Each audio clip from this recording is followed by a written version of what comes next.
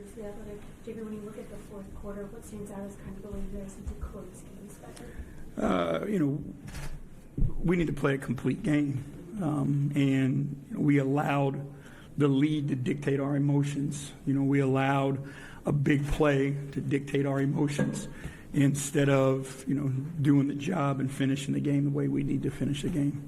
And then obviously getting Jarrett back tonight changes things for you guys on both ends of the floor. But how does his presence in the paint at the rim deter opposing offenses? What do you see from that? Well, he's always in the right spot.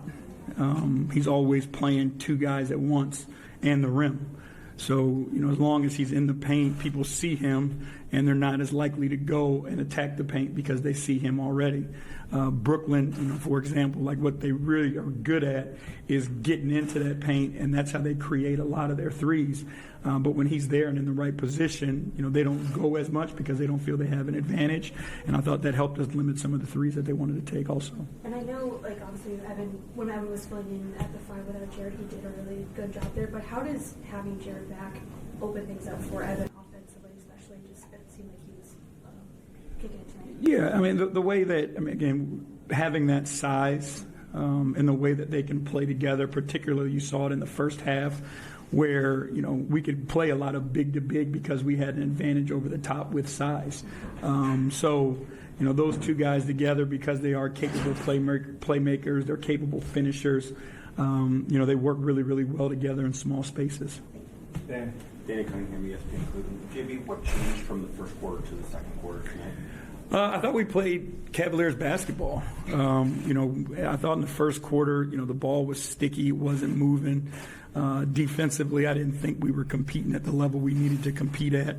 It just took us a minute to get into the game. But, once we started moving the ball and just making the one more, the game became simple offensively for us, and everybody got involved. And I think that's the way we've got to play.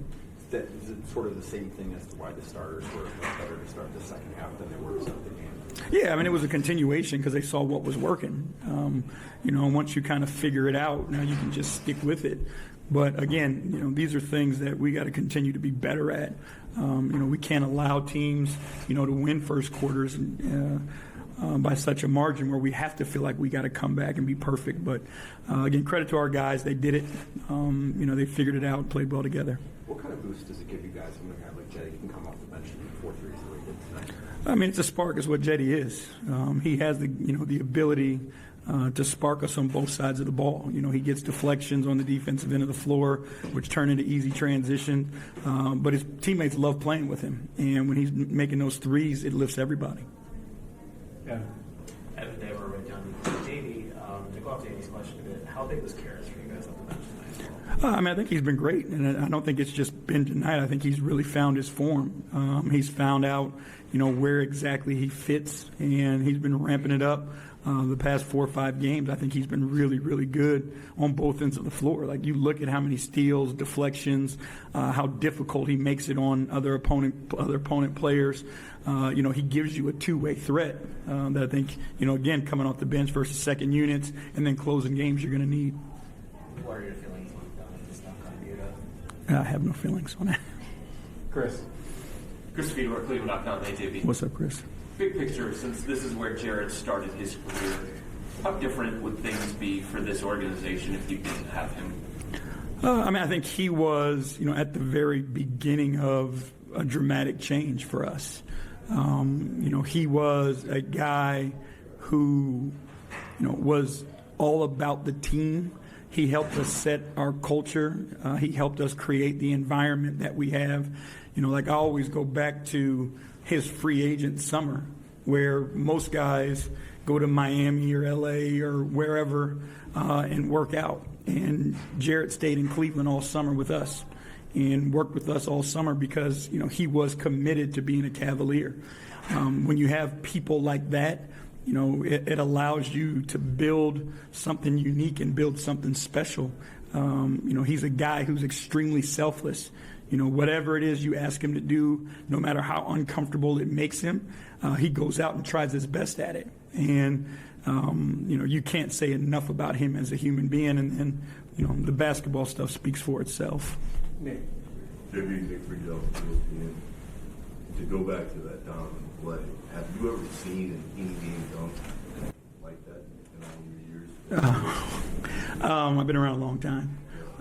So, I mean, again, it wasn't it was a heck of a play. Don't get me wrong, but, I think it's a play. And for us, we're looking for something, a little bit bigger. Can you describe... With Karras playing as well defensively as he has, and having him and Isaac on the floor at the same time, how does that allow you a bit more creativity in terms of who defends the point of attack back? Well, I mean, it gives you different options, right? And both of them, are similar in their ability to defend the point of attack and get through screens. Isaac is more of a positional defender, while Karras is more of a pest, right? Like, he's so active with his hands. So it really just depends on the opponent and who's going to be handling the ball more and what you're trying to get done. So it gives you a ton of flexibility from that standpoint. Yes, can you describe Donovan's leadership style, and were you expecting him to be this effective for this team from the beginning, making it a title contender? I mean, his leadership style is he's one of the guys. He has never, put himself above the team or outside the team, and he works his tail off. So when you're so open and inviting and welcoming, and then you're a really good player, it makes people want to play with you. It makes people listen to what you have to say. It makes people want to follow you. And again, I hadn't spent much time with Donovan. I know people who are really close to him, and obviously got a lot of positive intel. But you never really know a guy until you coach him. And I couldn't be more pleased with the person that Donovan is. Okay, let's go.